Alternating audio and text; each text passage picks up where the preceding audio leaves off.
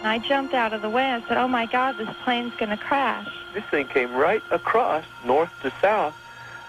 Incidentally, I was a private pilot, so I have some familiarity with the airspace. It glided over my house, and there was absolutely no noise. What I thought to be a kind of a boomerang shape. Myself, my God, that's a wingspan. I've never seen anything like that. They were reported by at least one commercial airline pilot. It was humongous, that's all I can say. It passed right in front of us, just about right above eye's length.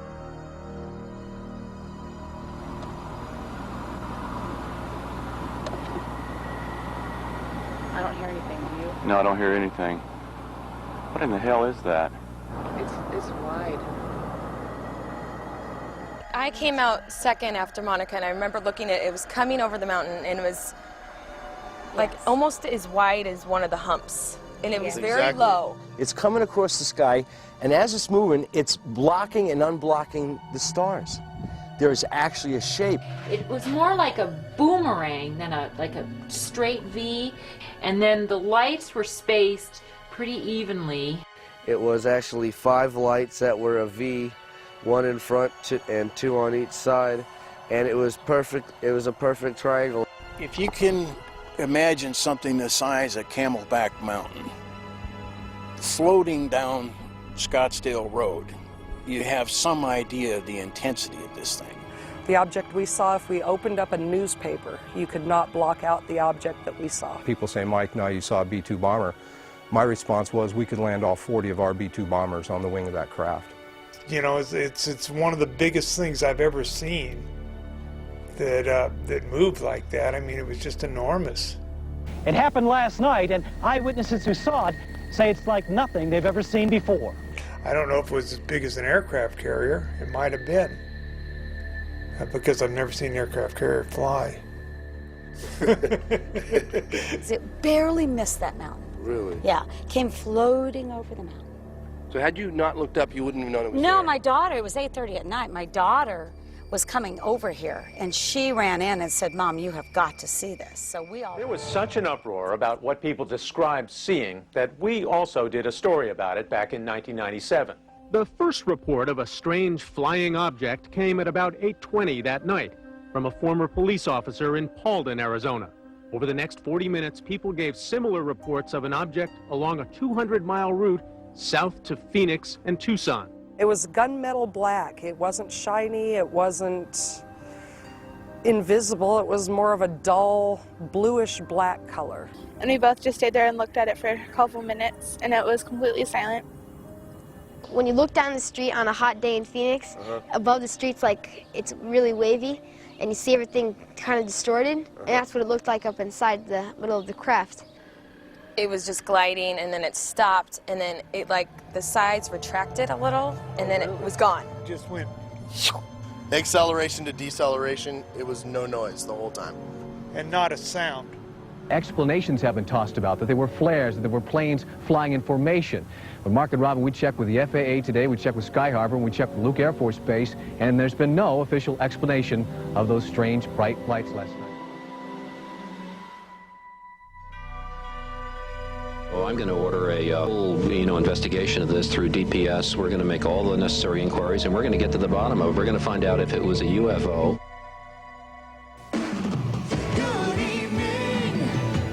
I'm Patty Kirkpatrick. Remember those mysterious lights in the sky? Well, the governor says there are new leads in the case. Good evening, Arizona. Governor is holding a news conference on the lights in the sky over Phoenix in March. Let's listen in.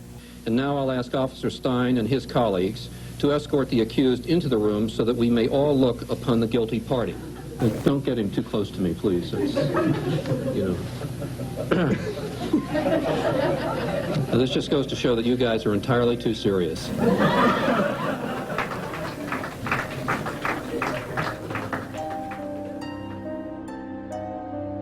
I think what really irritated me was the joke the governor pulled with the Martian. I just didn't have time for that kind of stuff. He was just dismissing everything that these people had seen and said, just like we're all Looney Tunes. And I know what I saw, and that's not what you're telling me what I saw. I didn't see flares. I didn't see A-10 Warthog. So how about we work together and try to figure out what this thing is?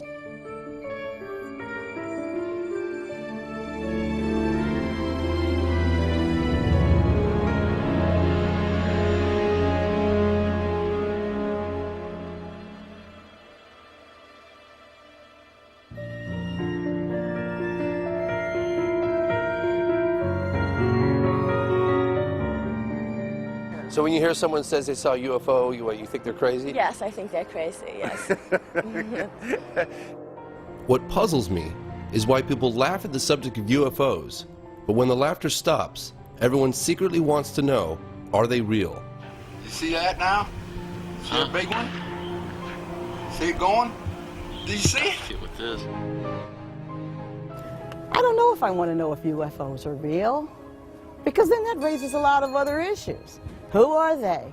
Why are they here? Are they going to hurt me? Do they have chocolate?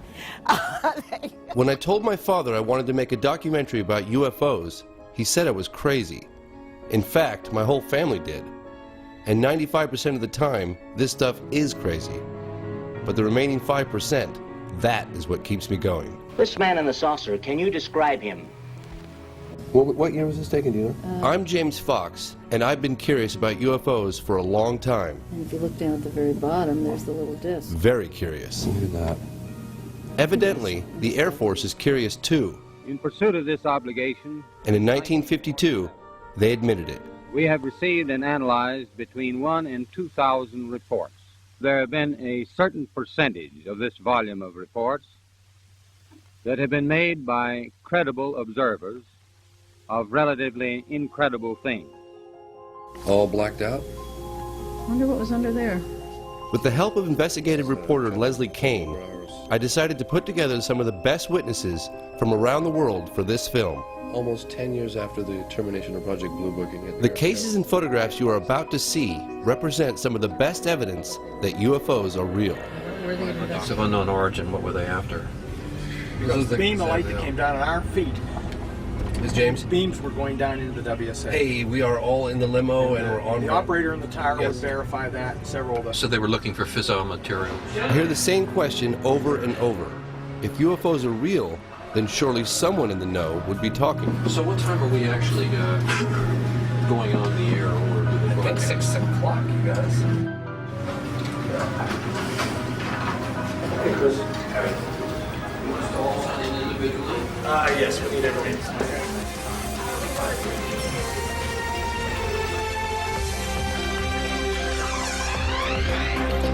Good evening. A historic occasion will take place in Washington on Monday. Former high-level government employees, military officials, and pilots from all over the world will come together. They'll discuss their own UFO sightings and encounters, and they'll do it at the National Press Club in the nation's capital. This group has gathered together to call on the United States government to take an active role in investigating cases involving unidentified flying objects. James Fox, will you be there Monday too? Absolutely, yes. To establish the fact that the phenomenon is real and it's happening worldwide. Fife, are we now saying that the United States is taking this seriously, or is this just an event? I think the United States is taking it seriously, and they need to. It's long overdue. And you're going to moderate it, right? I'm going to moderate it. I'm Fife Symington. In 1997, during my second term as governor of Arizona, I saw something that defied logic and challenged my reality. Before this event, I met with the governor at his home to find out why he ridiculed the sighting. We were in the middle of investigating it and just couldn't get any answers. Paralleling that activity was this almost hysterical environment that was building, the hysteria. The governor told me what was actually going on behind the scenes. And we called Luke Air Force Base, and we called the FAA, and I called various touch base with people. I called my general at the National Guard. Nobody had an explanation. People just sort of said, well, we just don't know what it is. Phoenix Councilwoman Frances Barwood was one of the only elected representatives willing to push for an investigation. I would have thought that they would have wanted to do an investigation, but apparently they would rather ignore it. I don't know why. At Barwood's request, Senator John McCain looked into the matter personally. We asked the Air Force to look into it, and this was the first response that we've gotten. We're going to go back and ask them to look at it again. Senator McCain wrote letters to both the National Archives and the Air Force. Both claimed not to have jurisdiction over such matters. I was kind of surprised at at that response. But there are people who said they saw things, and whenever that happens, they deserve at least an investigation, it seems to me. The Air Force explanation eventually provided to Senator McCain was military flares dropped from A-10 Warthogs between 9:30 and 10 p.m.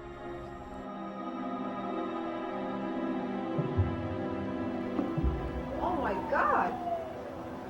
Oh. I hit pay dirt, finally.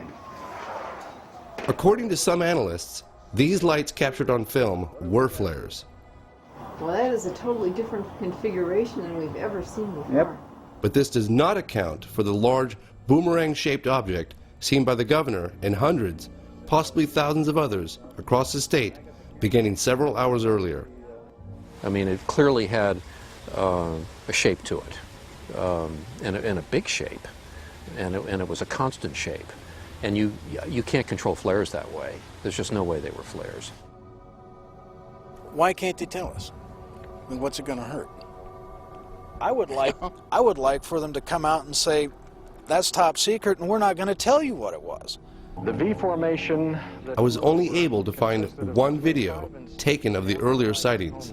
Over a period of somewhere between... I was, however, given this video taken by an Army colonel a few years earlier. It reminds me of what Arizona witnesses described seeing. There's no sound, and it's not planes flying in formation. I don't hear anything, do you? No, I don't hear anything. What in the hell is that? Can you see the stars? Can you see through it? Right behind it. Yeah, I see it now. And it's that's not planes flying in formation behind it either. It's another triangle. What would you say to the people about it? I'd say I saw an unidentified flying object of massive proportions float over the city of Phoenix and Scottsdale, and I don't have the damnedest clue what it was. I saw it. It was over my house. I saw it for 5 minutes. It wasn't something that was a flash that I only saw for a second. Could it have been? I know what I saw. And I get very upset, and I was wondering why they won't find out what it was.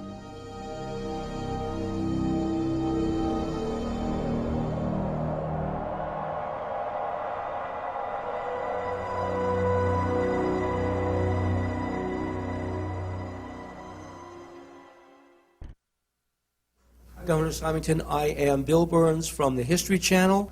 Just a quick question. When you were giving your press conference back in Phoenix, were there any external pressures on you to diffuse a situation in the way you did, or did anyone instruct you not to comment on the truth of what was happening in Phoenix? Well, the only external pressure, and it was significant, was the fact that there was just this massive public reaction to the lights over Phoenix. I mean, we've just being inundated by the press and people coming into my office saying this thing is just reaching heights of hysteria and concern. I'd never seen that before. I mean, I've been in office for quite a while, and I'd never seen kind of that reaction.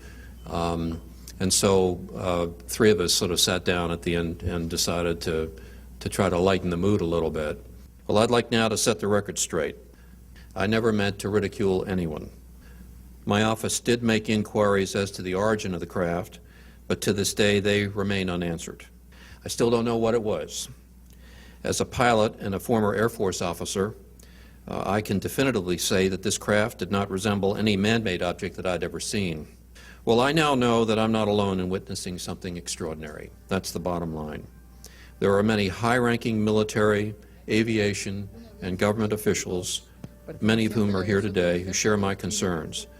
Some of them have truly exceptional stories to tell.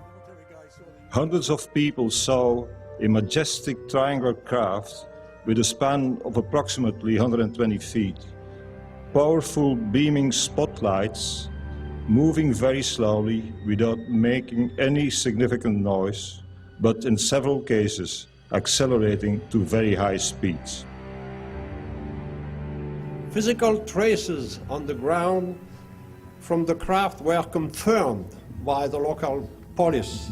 The official conclusion of Japan in 1979 was that about 15% of the cases remained unidentified after careful analysis by our experts.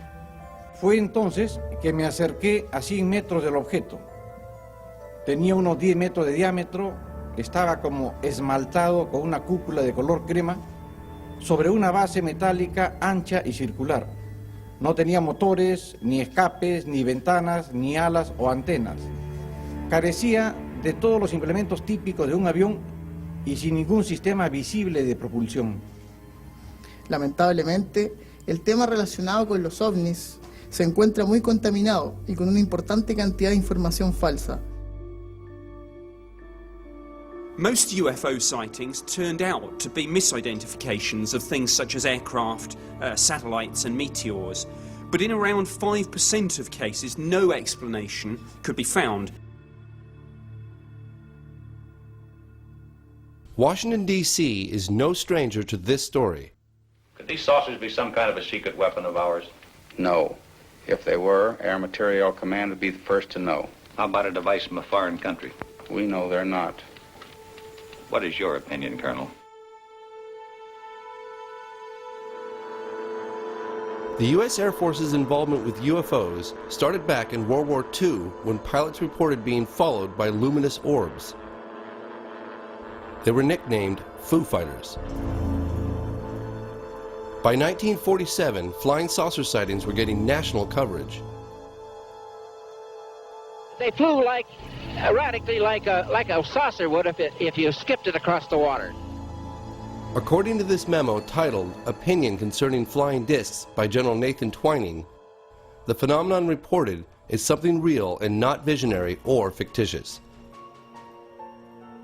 No, it just come up like that and then it tipped and just, I mean, really went. It didn't have no smoke, no motor, just the wind.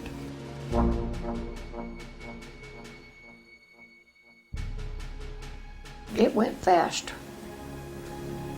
I've never seen anything go so fast in my life as that thing went. Yeah. The sightings over Washington in July 1952 were just part of one of the biggest and most impressive UFO waves in all UFO history. This incident was witnessed by the public, military pilots, and air traffic control. Pilots went aloft. They saw a luminous glowing object out in front of them right where the radar indicated it to be. So you had ground radar, airborne radar, and the pilots' visual sightings. Look magazine reported that radar operators at Washington National Airport tracked UFOs at speeds up to 7,000 miles per hour. I am here to discuss the so-called flying saucers. Major General Samford, who was the Director of Information of the Air Force, called a press conference which was characterized at the time as being the largest press conference since World War II. The Air Force interest in this problem has been due to our feeling of an obligation to identify and analyze to the best of our ability anything in the air that may have the possibility of threat or menace to the United States.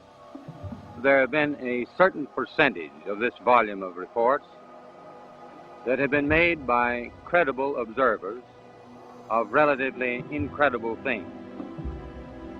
It is this group of observations that we now are attempting to resolve.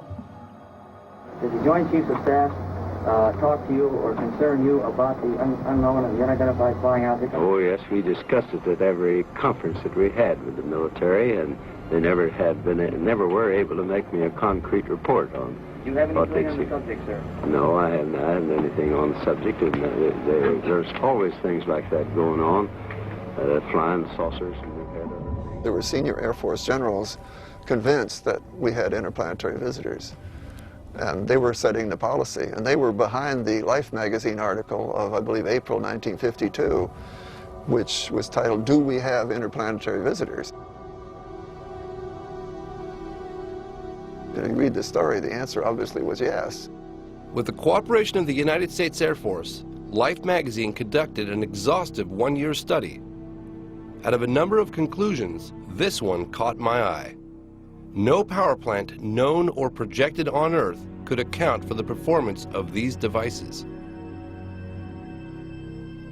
Dick Calderhose is a journalist and a qualified pilot.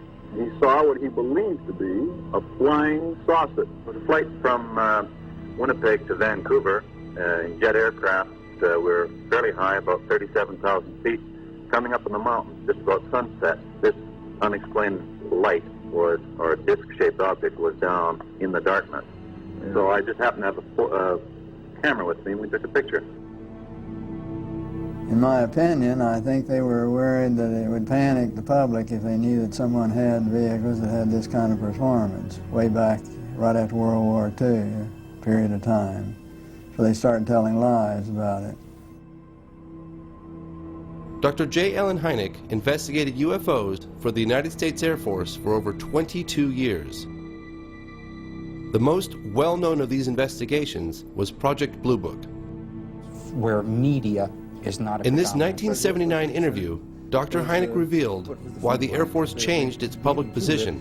They were strongly guided by the CIA, because the CIA was not concerned so much with UFOs as they were with UFO reports. They were afraid, actually, that if another nation wanted to perpetrate another Pearl Harbor, that if their agents spawned a bunch of false flying saucer stories that might clog the military wires, as actually happened in 1952.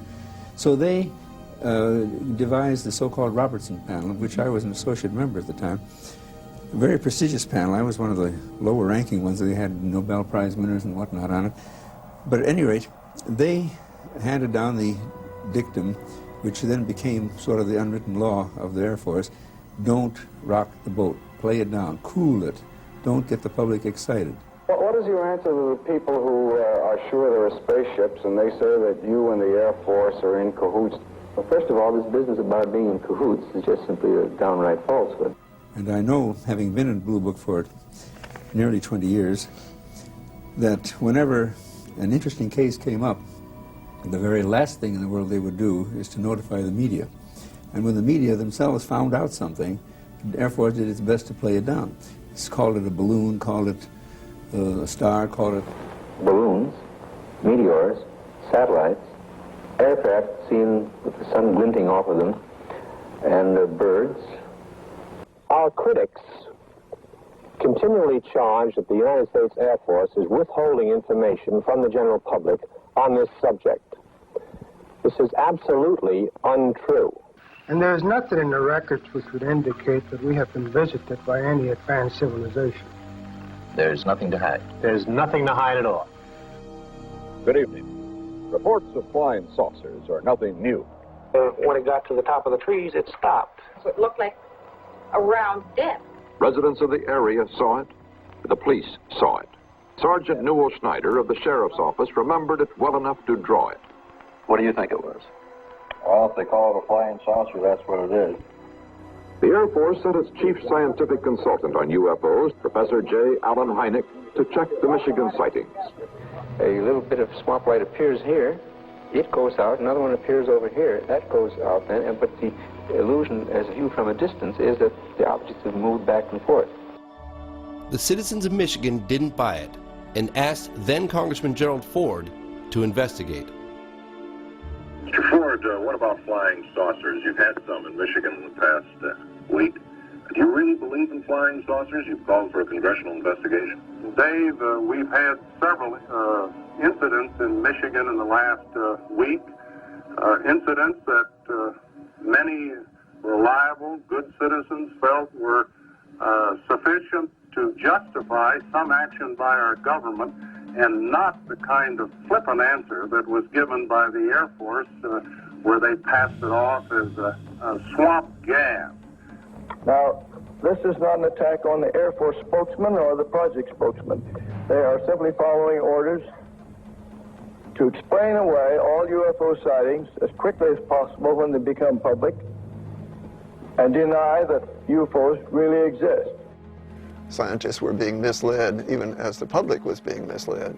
And to this day, most scientists have no inkling of the serious hardcore evidence, because now it's all treated like a tabloid subject. Are you sorry now that you did tell people what you saw? Yes, I am. I'm sorry because not that it's not the truth, but it's just the idea, the reaction of the people. They think you're a nut. Tell you the truth, that's just what they figure you are. And I'm not going to take it no more. I don't want nobody down in here. I just leave me alone. And if the thing lands right there by that pump, I'd never say a word. 10 years ago, in 1969, they closed Blue Book, and I thought for a while that maybe this was finally going to be over. But since that time, we've had about 25,000 more UFO reports. Many of the hundreds of people reporting the sightings believe they've all seen the same object. It's called the Hudson Valley UFO.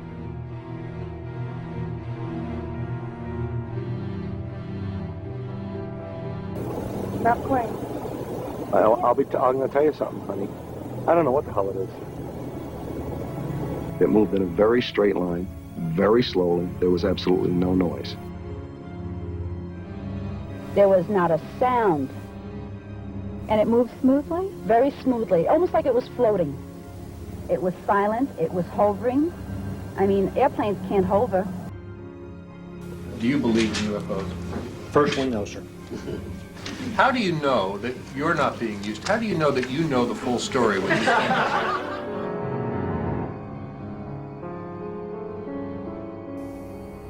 My name is Gary Tuckman with CNN, and this question's for the governor and Mr. Callahan. This really is a government that doesn't mind scaring us. We still have orange alerts and red alerts, and they scare us all the time. It keeps people in work. So I'm wondering why you think, and you just state that that's the reason and that's it. Is that really the motivation for a government that doesn't mind scaring us? If these phenomena are as technologically advanced as they appear to be, then one could say that we're completely vulnerable as a civilization. And that's, to some people, that might be horrifying. And I'm just speculating on that feeling of vulnerability. And so a lot of people like to say, well, you know, we're not vulnerable. That's just not true. That didn't happen. And they shut it out of their minds.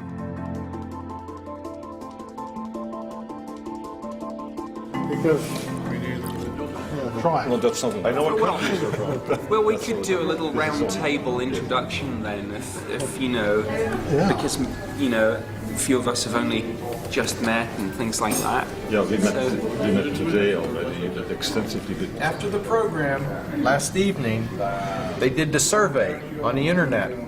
And they asked people, do you believe in UFOs? What were the results, 75 or 80%? 83% said yes. So you have a chance, yeah? We have a chance. We have an opening. Hey! To make it.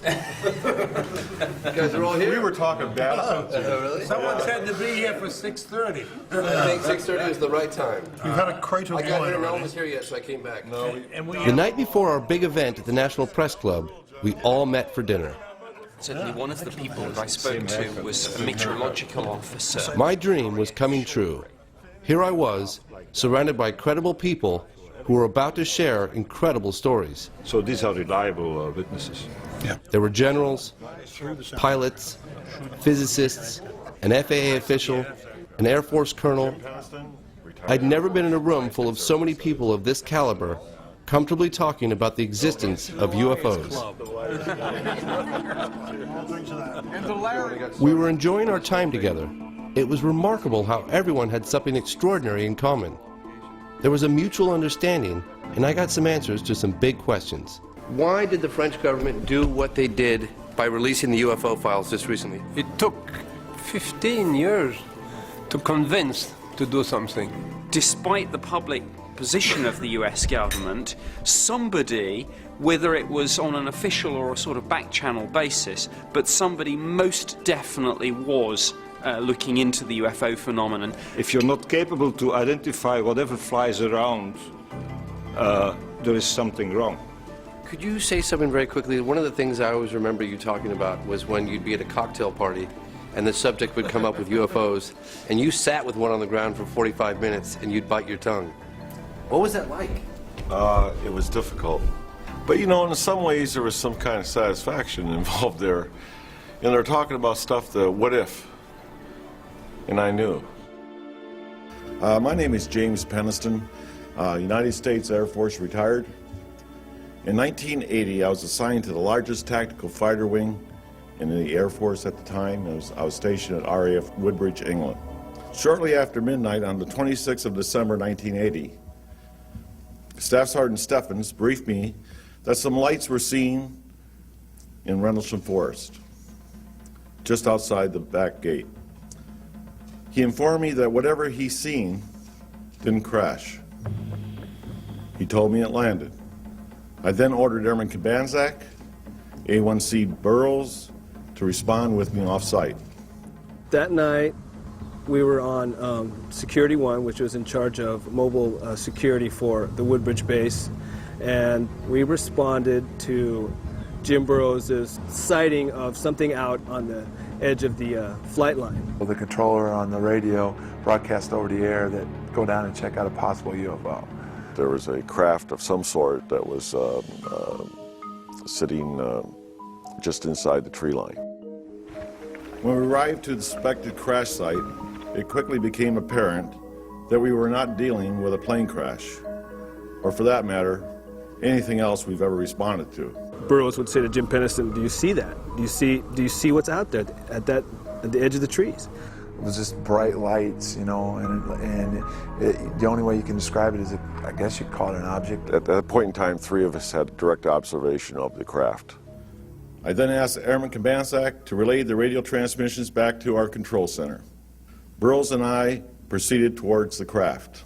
The only noise we heard out in the woods was the noise of the animals. Just as Burroughs and I entered the tree line, the shape of the craft was defined. The closer we got, the more the white light dissipated, but what appeared was a triangular craft.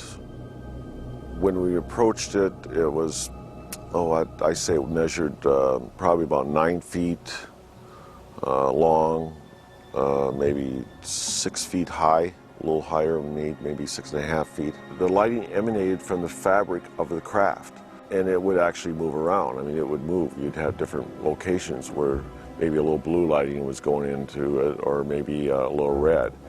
And then there must have been some type of lighting underneath of it because it silhouetted the aircraft itself.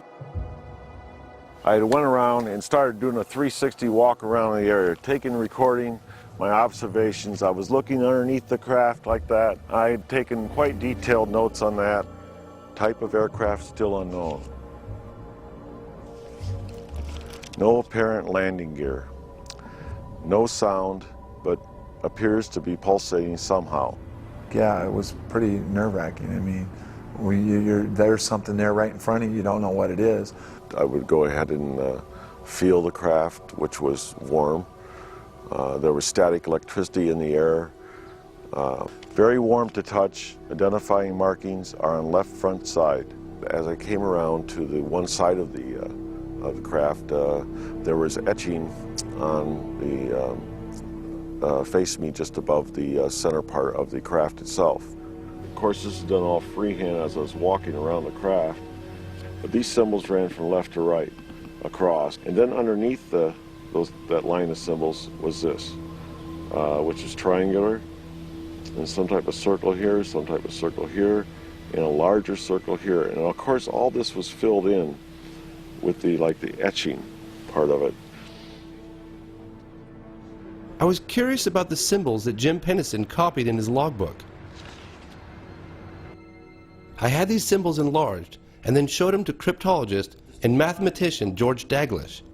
I wanted to know if he had any ideas as to what they might mean. The first symbol looks to me like a vessel with a steering oar afloat in some sort of medium.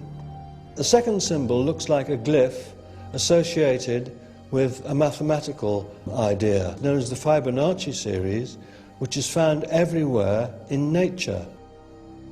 And this is what we have here. The root of a Fibonacci series, 1, 2, and 3, taken as a whole, which is a rather clever glyph, all in one. Mr. Daglish stressed that this was only speculation, but I found his interpretations quite interesting, especially since I've always heard that the only universal language would be mathematics. From that glyph. So this is the last glyph, and how did you decipher this? They could represent an apse in an orbit, a perigee, or an apogee. And if they are apogees and perigees, it means that the orbiter is doing a highly precessive orbit, like that.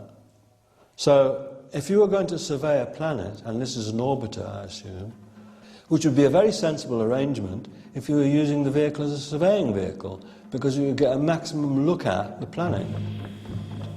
I don't think they were trying to send us a metaphysical message about the beauty of life or the reason for the universe or anything like that, or their own existence.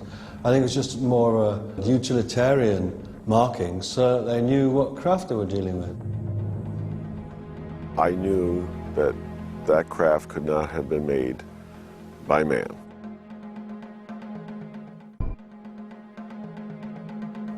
And then it started moving back in between the trees with absolutely no sound, no air disturbance at all. Takeoff, unknown speed, and I write, impossible.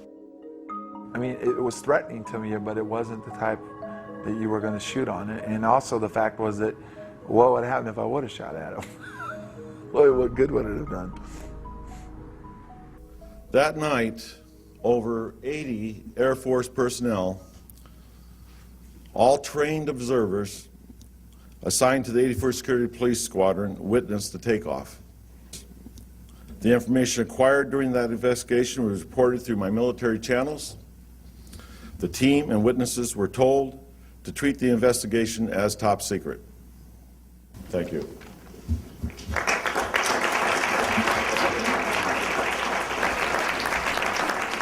As the deputy base commander, Colonel Charles Holt was in charge of the investigation when he too became a witness. In late December 1980, I was called upon to investigate a very strange event. An event that was distracting our security police from their primary duties. I believe that he went out there to debunk the whole situation, and I think he got in the middle of a situation he couldn't explain either.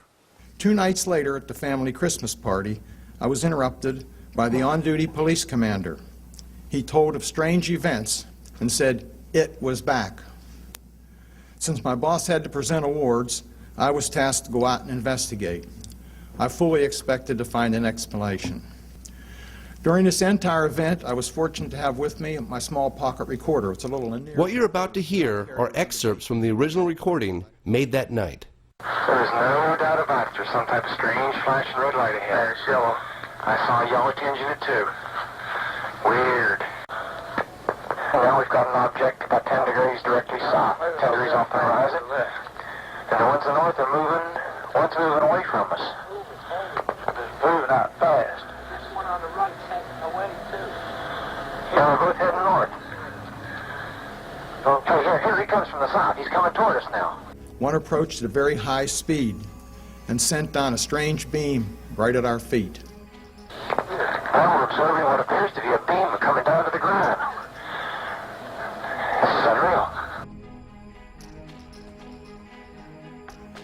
Another object sent down beams of light into the weapons storage area. The whole time we had difficulty communicating with the base, as all 3 radio frequencies that we were using kept breaking up. I have no idea what we saw that night, but I do know with great certainty it was under intelligent control.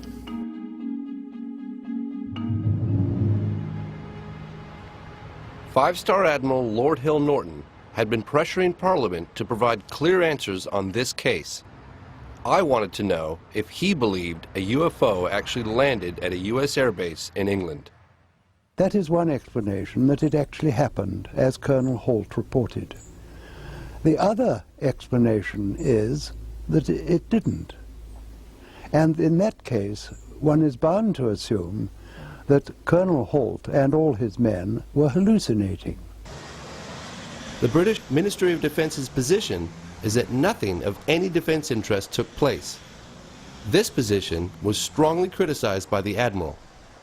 That the colonel of an American Air Force base in Suffolk and his merry men are hallucinating when there are nuclear-armed aircraft on the base must be of defense interest. If indeed what he says took place did take place, and why on earth should he make it up, then surely the entry of a vehicle from outer space, certainly not man-made, to a defense base in this country also cannot fail to be of defense interest. Outside the Parliament building, I met with Nick Pope. He investigated UFOs officially for the British government. I reopened the case and conducted a sort of cold case review of the original investigation, and I was shocked to find a series of basic errors had been committed, exactly the same sorts of errors that often fatally undermine a police investigation. Nick Pope shared with me some startling evidence from the Ministry of Defense's files. This is one of the most important documents to have emerged from the MOD's case files. It's from an assistant director in DI 52. This is their assessment of the radiation readings that Colonel Holt and his team took at the landing site. What we have here is a plaster cast of one of the 3 indentations the object that Jim and the other 2 gentlemen approached. It's approximately 8 to 10 inches across and about 3 inches deep at its maximum point. This is cast number 2. He made an impression of all 3 of the indentations and they were all identical. Now, here's the key bit. These levels seem significantly higher than the average background.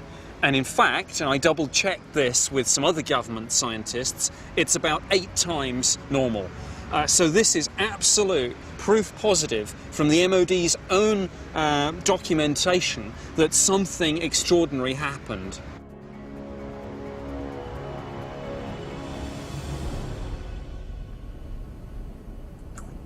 Back in America, I arranged a meeting between Colonel Holt and Sergeant Nevels, one of the men who was with him that night.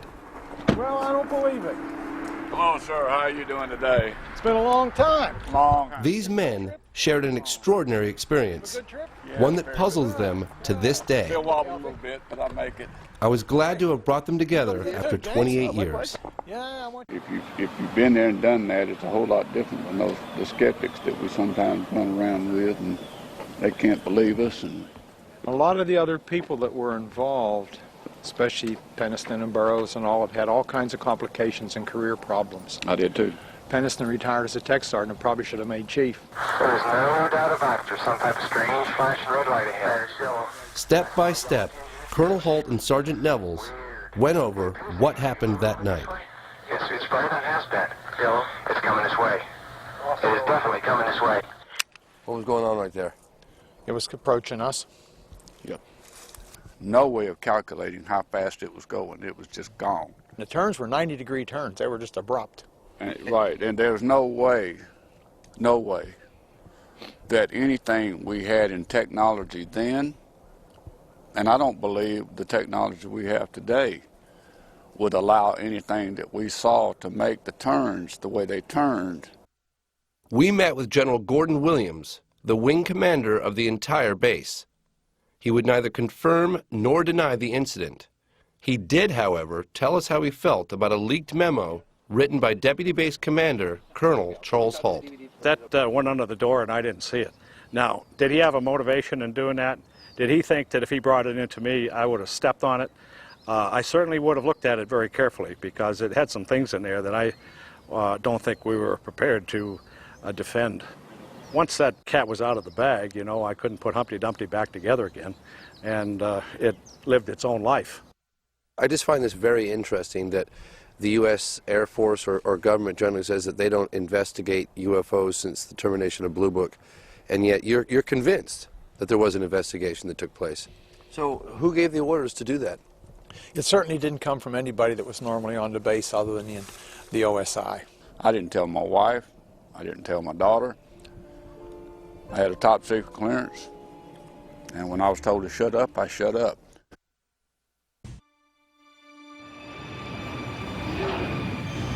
去る11月17日、日航貨物機がアンカレッジで UFO を目撃した。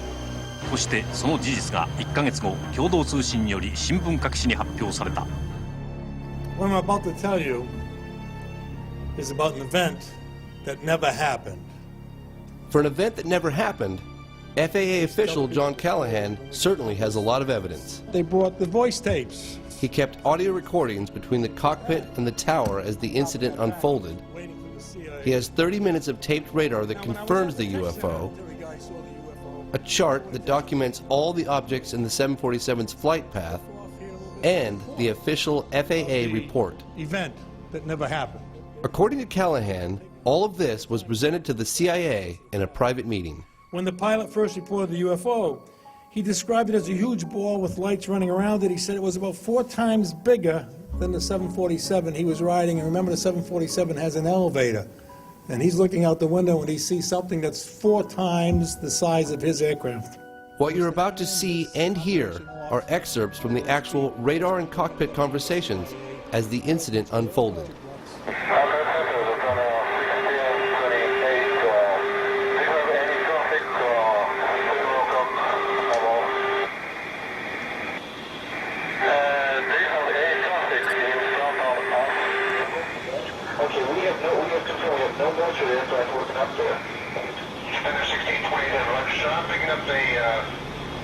Hit on the radar, approximately 5 miles in trail, your 6 o'clock position. Do you concur? Commander 1628, sir, if you're able to identify the type of aircraft, if you can tell whether it's military or civilian.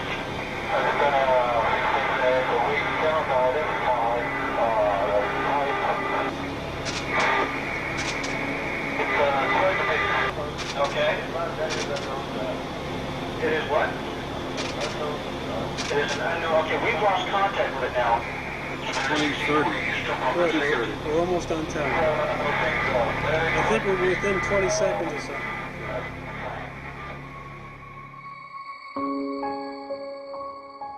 So one time he says it's over here at 12 o'clock and 8 miles, and when the antenna goes by, we see a target there.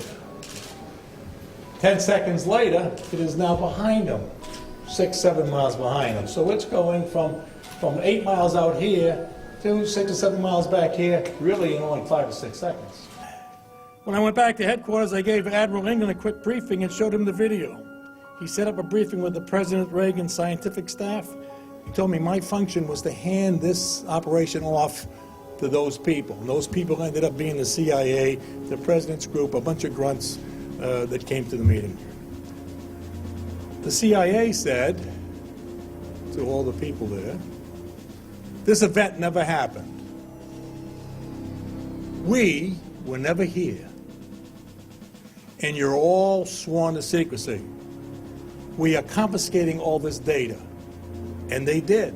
They took everything that was in the room. In those days, when you printed out something from the computer... Fortunately, he kept copies of everything back in his office. That's the end of my speech. Who are you going to believe? Your lying eyes or the government?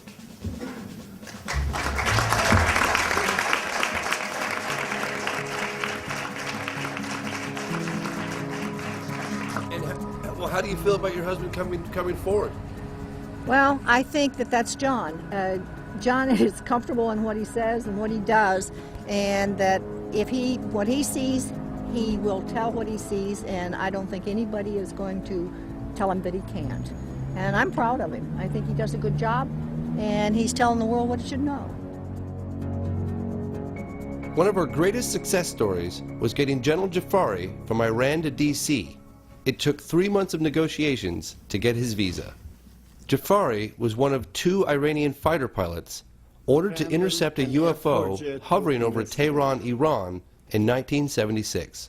The pilot in the first jet lost instrumentation and communication. When he got too close to the brilliant object, so he headed back. About 10 minutes later, they scrambled a second jet which I was piloting. General Jafari scrambled his F-4 Phantom jet to get a closer look.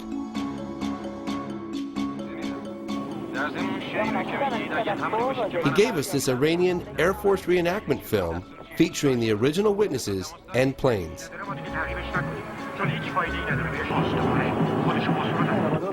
Even though Jafari's F-4 fighter jet was traveling at the speed of sound, it was nowhere near fast enough. Imagine, when I was looking here at about 70 miles out, and he jumps all of a sudden 10 degrees to my right, In this angle, 10 degrees, this part which it was traveling becomes about 26.7 miles per moment. I don't say per second, maybe less than a second. Jafari was flying towards the UFO when a smaller object separated from it and headed right at him. His only instinct was to shoot at it. But that turned out to be a bad idea.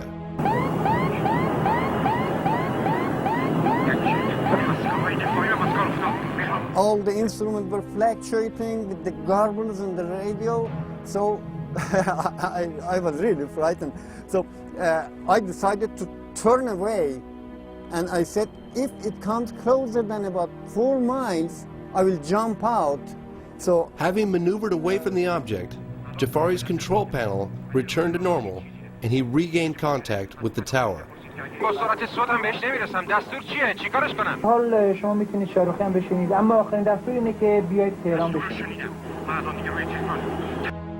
Despite the United States government's claim that they have not investigated UFOs since the closing of Project Blue Book in 1969, this Defense Intelligence Agency report, made in 1976, indicates otherwise.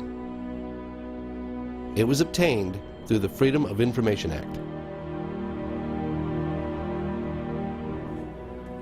So you think the reason why they're not telling us is because they can't trust everyone?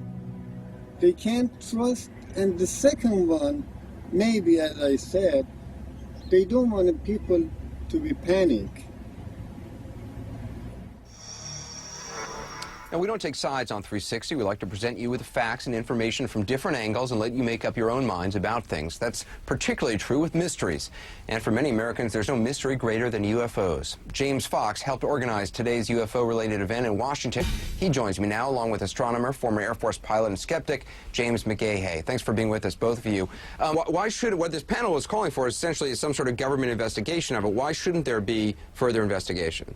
Well, there have been investigations, and it was... Well, hang on a second. Let me just state this clearly. One of the things you keep interrupting me, sir, please.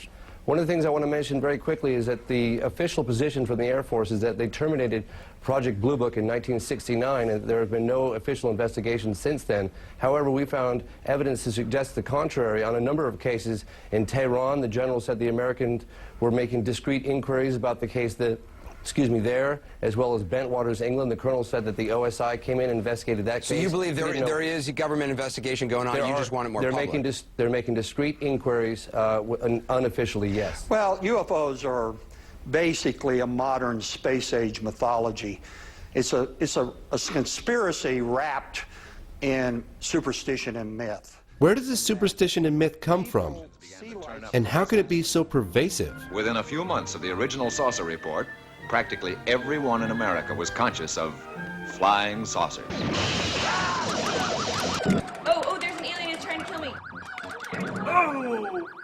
Now, did you see a UFO? I did, and the rest of the account, it was unidentified flying object, okay? It's like, and so, wait, we're just getting started. You've got to be kidding. And then I would say, where was it? What did it look like? What were you doing? How much had you had before you saw it? It was probably some other satellite or a fast-moving airplane that they saw. I wouldn't believe them. I mean, I know there's been sightings, random, not well documented. Well, Jay Leno once asked, if these extraterrestrials are so highly evolved, how come it is that they only address people named Bubba who are out hunting and fishing?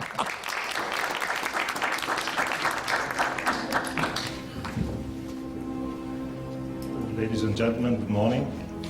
My name is Wilfried de Brouwer. I'm a retired Major General of the Belgian Air Force, and I was Chief Operations in the Air Staff at the time that an exceptional UFO wave took place over Belgium.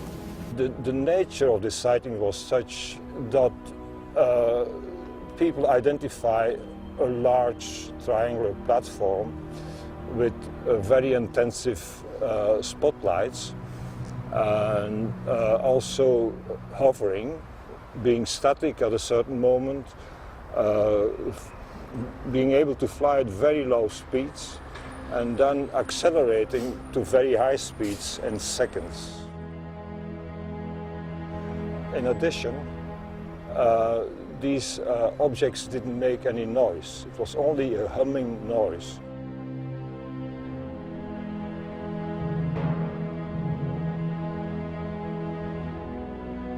Were there ever any inquiries from the American government to the Belgian Air Force regarding unidentified flying objects? Yes. Well, some informal inquiries, but nothing formal. I would have liked to see a formal request. But some people came to my office and asked about this phenomenon and also what we thought about it. And asked to have a copy of a video which was taken by one of the aircraft which tried to intercept one of these objects. And I said, yes, you can have a copy, providing there is a formal request. And we never received a formal request.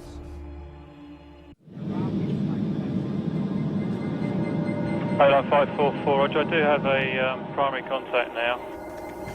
Good morning, everybody. Thank you for coming this morning. My name is Ray Bowyer, and I fly a civilian airliner as captain. I've been invited here due to my sighting last April of multiple as yet unidentified objects over the Channel Islands region of the English Channel.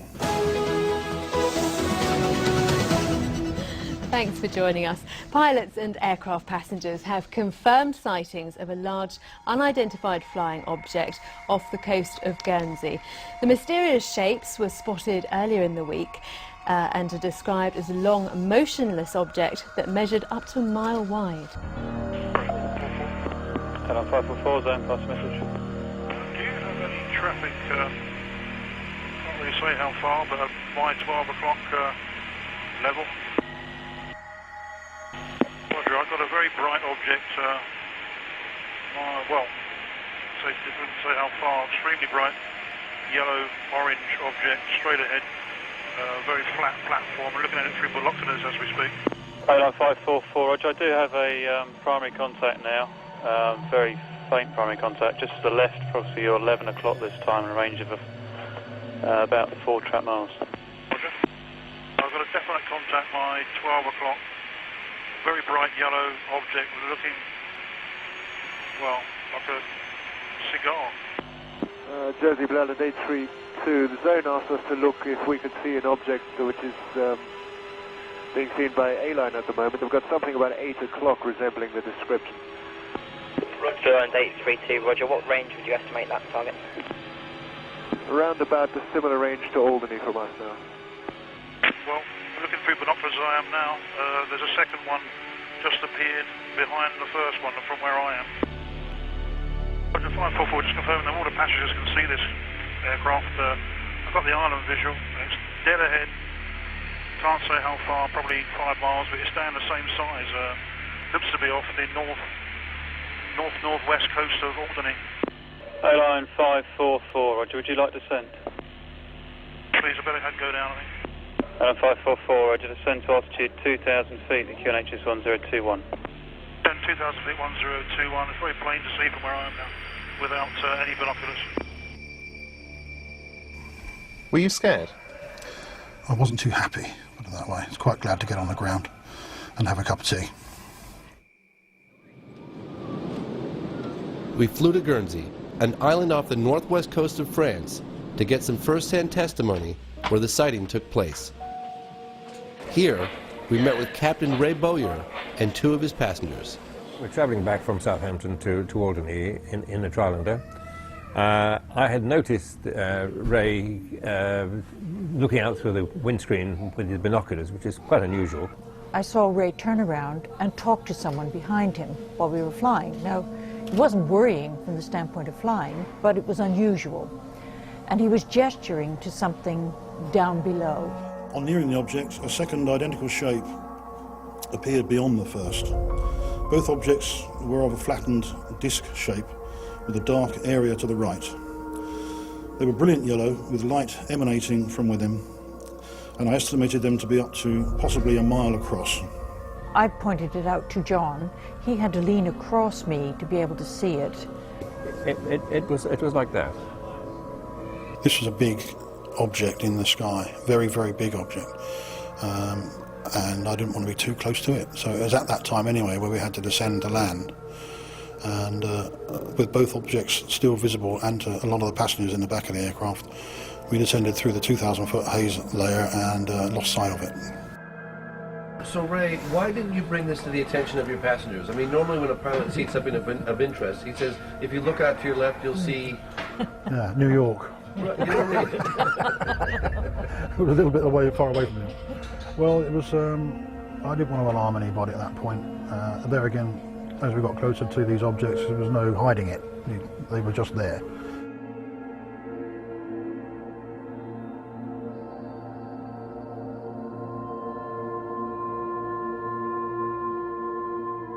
Take a note of some of the differences between the British and the US reporting system.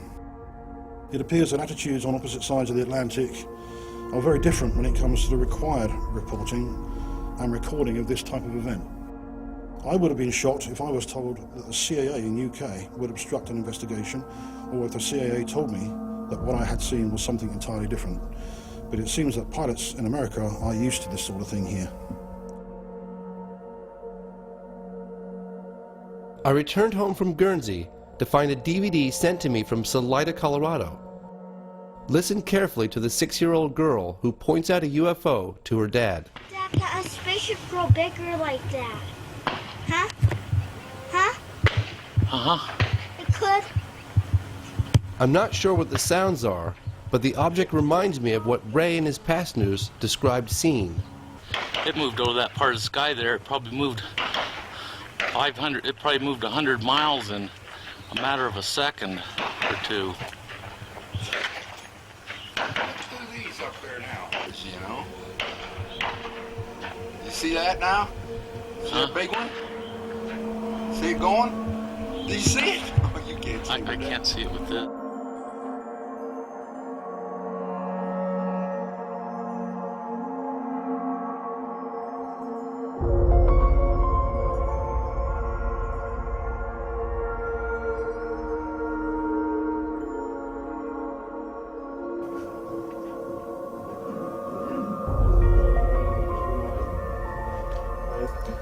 My name is Jean-Charles Duboc.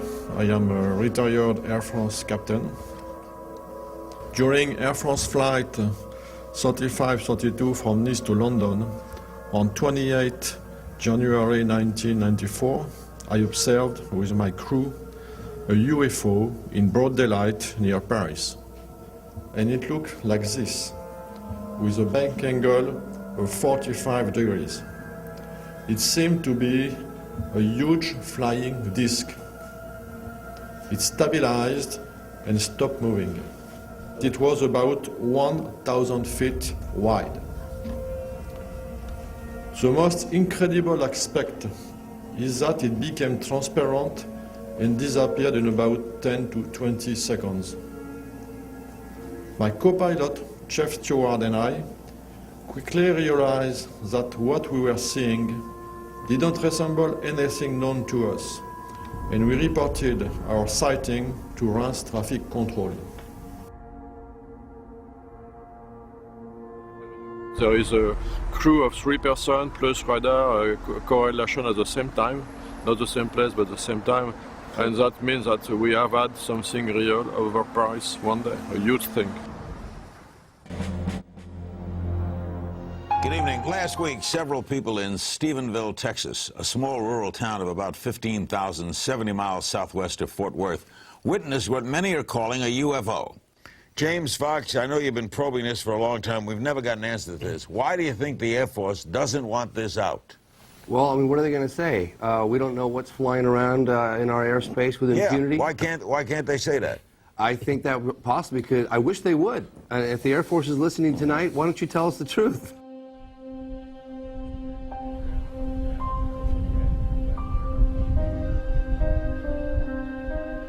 Well, I came in on Tuesday night a week and a half ago, started down the driveway, and I looked back here to the southwest, just past the windmill, so I'd say maybe 5 miles away, there was a real bright light came on. It was almost as bright as like a welding arc. One of the guys that was at my house that night called up and said that he wasn't coming back to my house until we got armed guards. And I said, why is that? He said, well, there was a UFO flew over your house Tuesday night. I said, I saw it. I was so distracted by what I saw that you could have had a train go in front of me and I wouldn't probably heard it, because I was so focused on these lights. But I do not remember hearing any noise at all whatsoever. How would you describe the acceleration? Probably the speed of light. And I tried keeping up with my binoculars and I couldn't. This case, so far, qualifies for that 5%.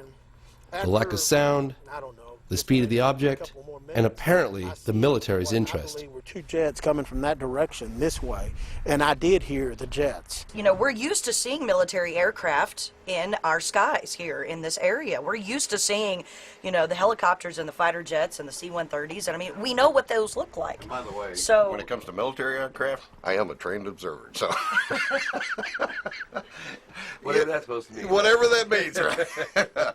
Why don't we take another break here? We're visiting with James Fox, filmmaker in town, doing research on the UFOs and interviews. We'll take a break. We're back right after this. Good evening, everyone. Welcome to Dublin. In Dublin, the whole town showed up to discuss this sighting. My name is Steve Hudgens. I'm senior field investigator for MUFON. We're down here to investigate this extraordinary event. It was going so fast and it didn't make any noise that lights seemed to be streaming and breaking around it. Then 10 minutes later it came back by, and that's when it had the two military jets chasing it. I've been a witness to this and give you all the information I can. You don't want to come forward and say anything because they'll say, oh, they're an idiot, because I've thought that before until I saw this. I guarantee you the jet, whoever's flying the jets, they had a visual on it. It was incredible. I listened to many witnesses and then went to the editors of the local paper where this story first broke. Headlines. I mean, these are all headlines. Angela Joyner saw me on CNN the night before and assumed I had all the answers. Major Carl Lewis at Carswell, I've talked to him a lot, and he said something of this size would leave a sonic footprint much like what we know as a tornado path. It would just demolish things on the ground. Why don't we see that? I have no idea. That's a good answer. Angela and local radio station Mandatory FM introduced me to Ricky Sorrells. We had a drink at the local bar where he agreed to meet with me the following day. All these aircraft in the area, they wouldn't normally be flying. They told me that Ricky had seen a lot more than lights in the sky. Have we called that door, kiddo? I used to think that people that saw this and came on camera and said this kind of stuff, I thought, man, these guys need some help, you know? But it happened to me, and I can't change that. I had a hard time dealing with it, but... So you looked out all the way in that direction, you didn't see the edge? Looking up, Ricky said he could not see the edge of the craft in any direction. You couldn't see the edge of it? Couldn't see the edge of it. But I do know this, it's bigger. You could have landed an airplane on that, I believe. God, it's an incredible story. Nothing, no sound, no when it was hovering, nothing when it moved from left to right, and nothing when it took off. And holding his rifle and sometimes actually looking through his scope, Ricky stood under the craft for about 3 minutes. I don't know if you've ever been in that situation, but no, I certainly haven't. I've been in it only very few times in my life, but I had to slow my mind down to actually think about what to do with it, the information that I was receiving for the first time. And that's what I did. I studied it. You know, I seen no nuts, bolts, rivets, seams, no welds, none of this. It looked like a piece of sheet metal. You know, it wasn't shiny. It was a dull, I don't know what you call it, matte finish maybe. And this is what I had a hard time with, was if something was to leave, in my mind, it should pivot up and go, like an airplane would. This did not do that. This stayed completely flat, and it went at a 45-degree angle away. And it took off at such a high rate of speed that no way I can describe it as if I would have blinked. I would have thought it just disappeared. On January 21st, 2008, Robert Powell and Glenn Schultz received radar data from the FAA. This image was created directly from that data. Each black dot, and there were over 140, represent radar confirmation of an unknown object whose flight path is seen heading towards Crawford Ranch. I just want to know what it is. You know, why was it here? What was it? Is it ours? You know, that kind of thing. Although the military initially denied being in the area, the official explanation from the Air Force is now a flight of F-16s. After each witness I meet, I find it increasingly difficult to accept the military's response. I've actually stepped back and tried to view the big picture. I would like to find out what it is. And if people believe me, okay. If they don't, that's okay too. T-minus 15 seconds and counting. 9. Mercury astronaut Gordon Cooper was the last American astronaut to go up in space alone. He orbited the planet 22 times. While stationed at Edwards Air Force Base in the early 1950s, Cooper was part of an event that has never been explained. I was having some cameramen film the installation of a precision landing facility we were putting in right on the edge of the dry lake. And this saucer flew right over them and put down 3 little gear and landed out on the dry lake bed. And they went out, picked up their cameras and moved on out toward him filming. And he lifted off, put the gear back in the well, and climbed out at a very high rate of speed and disappeared. By the time they got back with the developed film, I was on the higher and higher and higher level officer talking to me.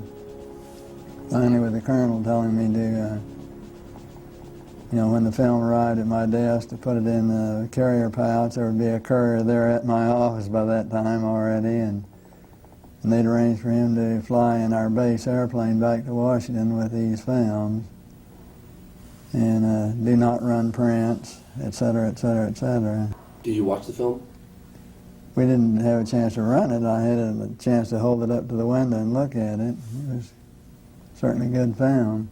Did you ever keep in touch with anybody about it or discuss it? How would I keep in touch with anybody about it? There's no way within the military or within the government of keeping track of something that is classified unless you're directly involved in it, and I was not. This meeting was a turning point for my father. Gordon Cooper was an icon of his generation, and my father was amazed by his story.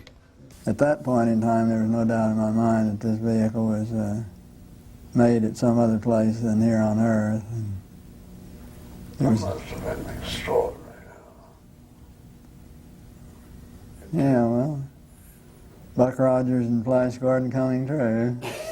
After the film was sent to Washington, it was never seen or heard of again.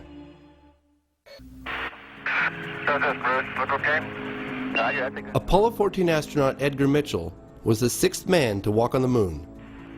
He has met with people in military and government positions from several countries who have privately shared with him information about UFOs. Seem to be well-documented events that represent flying craft that do not match anything we have in an earthbound arsenal. I felt that Dr. Mitchell would know the reasons for secrecy. Why are we stonewalled? I can't answer that question. I think it's long past time to open this up to the public.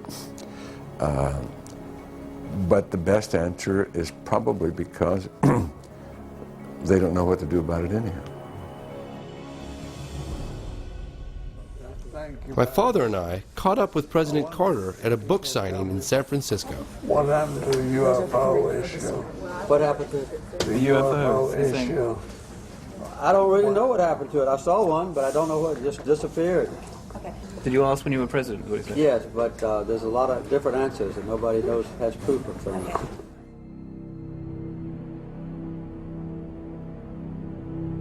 The question of secrecy has puzzled me for years.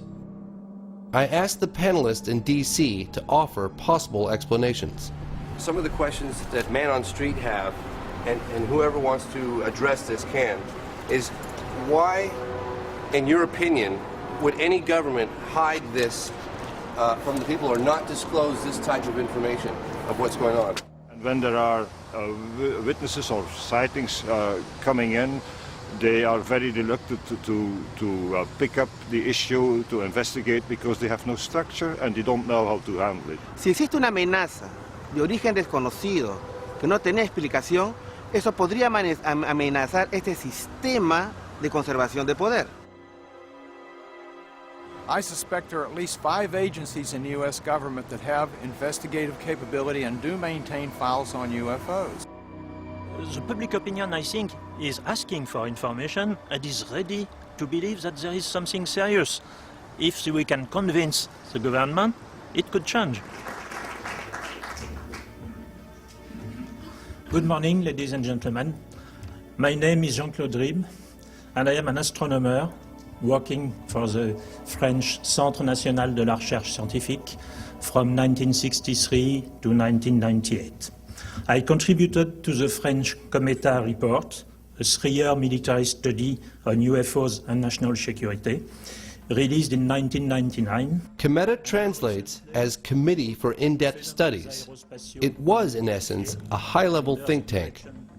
Cometa included such members as 4-star General Bernard Laurent, who was the former commander of the French Tactical Air Force and military counselor to the Prime Minister, as well as André Lebeau, former president of the National Center for Space Studies, and attorney-at-law Michel Algarin, director of the Cometa Group. The Cometa Group published its findings in an historical 90-page report titled UFOs in Defense: What Should We Prepare For? The formation of the Cometa Group was initiated by French Air Force General Denis Letty. Cometa concluded that about 5% of the cases studied were inexplicable and that the best explanation was what the authors called the extraterrestrial hypothesis. With investigative journalist Leslie Kane, I flew to France to meet General Letty. We met the general at his home on the outskirts of Paris. We went over some of the more puzzling encounters that led the group to their conclusions. And he saw the disc hovering. Pilot sightings confirmed by radar. Going very quickly out of his sight. And cases involving soil and plant analysis from landing sites. I had looked into one of these cases myself. Farmer Renato Nicolai from Trans-en-Provence reported that a disc-shaped object landed in his garden in the late afternoon. La forme, c'était comme si on posait 2 assiettes, l'une sur l'autre. When he told his wife, she assumed he had heat stroke and had hallucinated. However, scientific analysis of the landing site showed high levels of radiation, and when I visited the site back in 1999, almost 20 years later, nothing had grown in that spot.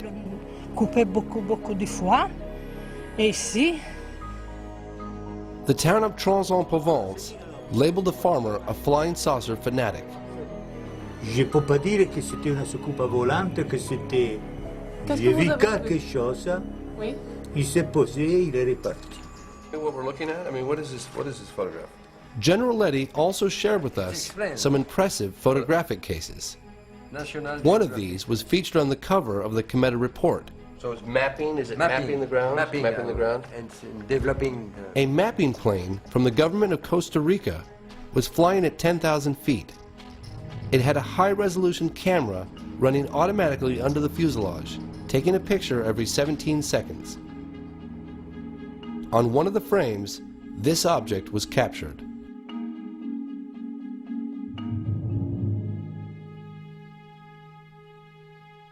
After careful analysis by several scientists, including Richard Haynes and Jacques Vallée, it was determined that the object captured on film was a real three-dimensional airborne object. So do you think if it was announced that people would panic? If the government's announced, well, the unidentified objects are real?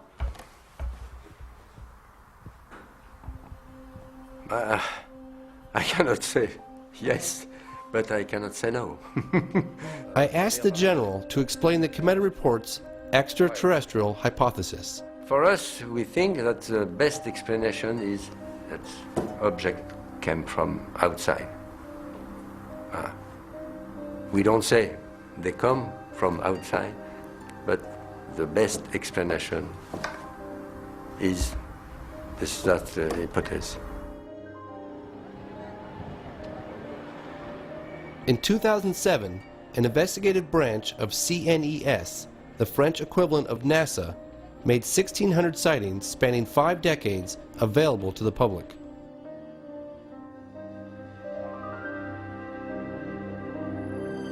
I asked CNES for an interview. I wanted to know who allowed the release of these files and why. C'est le président du Centre national d'études spatiales, quand il a décidé de remettre en route l'activité du GEPAN, de réorganiser, qui a donné comme mission de travailler de façon transparente vis-à-vis du public et des médias. We reviewed several extraordinary cases. Some even involved landings. I asked him what his personal beliefs were. Je crois que probablement nous découvrirons dans le futur que peut-être il y a de tout et que certains cas sont peut-être des visites extraterrestres, mais d'autres cas seront probablement des observations naturelles qu'on n'arrive pas encore à expliquer aujourd'hui. Et ça, c'est grande comme histoire. C'est grande histoire, oui. C'est un grand projet. Ouais. Big job. Good job.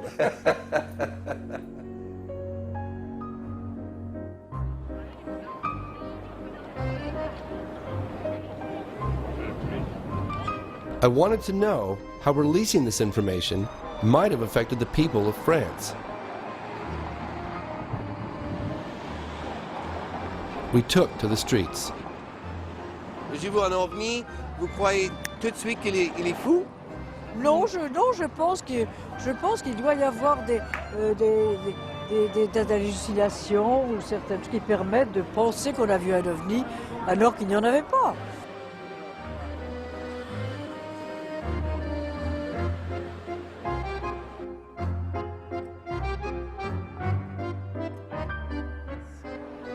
Does it make you scared? Yeah. I'm scared too that they're going to come and they're going to be hostile and they're going to try and they're going to hurt us or do something to the world. Do you think governments know more than what they're telling us? Apart from American governments. Yeah. Est-ce qu'il est possible que ça peut venir ici? Pourquoi pas?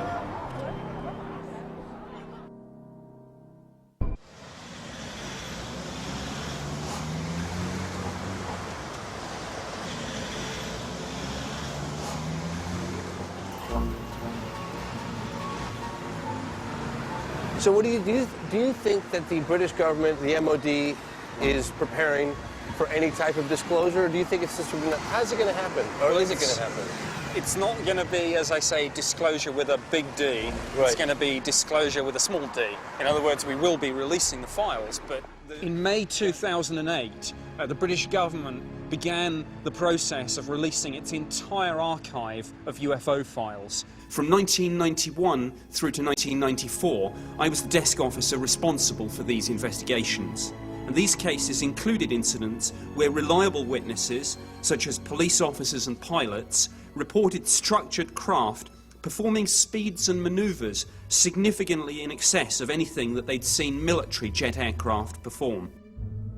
In July of 2009, the Ministry of Defense released this document. It's a briefing regarding the mass sighting over England in 1993.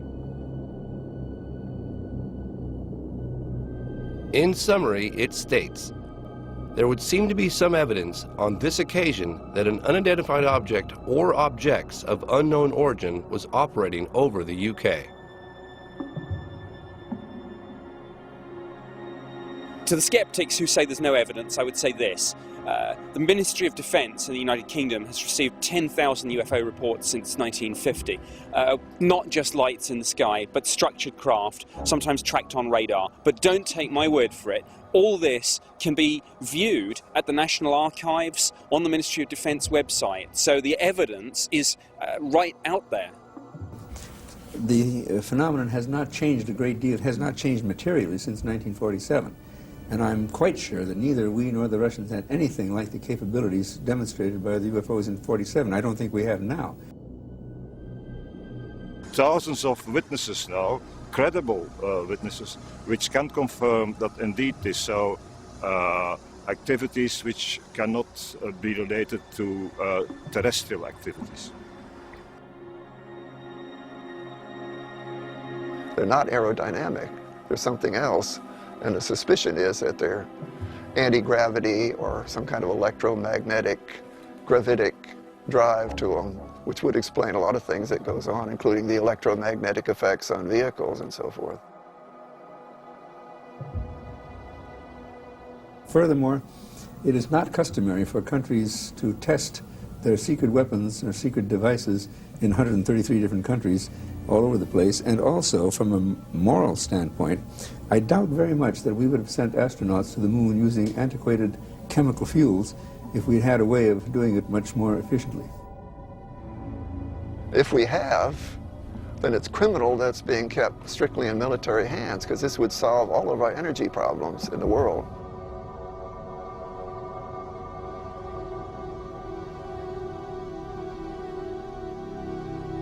So I've given up the whole idea that it could possibly be from any place on Earth. Why don't governments tell the public what's going on? To accept that some object overfly and the country being unable to clear the sky of the... You cannot admit it. Do you think it's possible that it was from another world? My Air Force training says I can't think that way, okay? A story this big, there's no way it could be kept secret from the public. What do you say to someone like that that says that? Well, somebody's kept it pretty secret for quite a while, haven't they? Our country needs to reopen its official investigation that it shut down in 1969. The United States government can no longer shun an international dialogue about this phenomenon, and we invite the government to work in cooperation with countries as represented on both sides of me here today. This position is supported by President Clinton's former Chief of Staff, John Podesta. Podesta, also an advisor to President Obama, spoke at a 2002 press conference organized by the Coalition for Freedom of Information. I think it's time to open the books on questions that have remained in the dark, on the question of government investigations of UFOs. It's time to find out what the truth really is that's out there. We ought to do it really because it's right. We ought to do it because the American people, quite frankly, can handle the truth. And we ought to do it because it's the law. Bring up these witnesses from the Air Force and the National Aeronautics and Space Agency. Have them interrogated by members of the House or Senate committee. Let them put their records on the line. And let the people who have allegedly seen unidentified flying objects come and testify. There was one last thing I asked Jacques Patinet, the man who helped release France's UFO files, what advice he would give to the American government.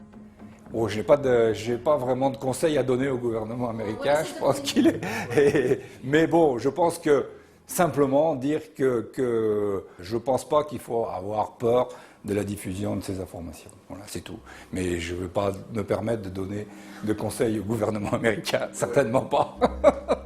Con el avión procedí a perseguirlo y nos hemos ido alejándonos y en ascenso de la base.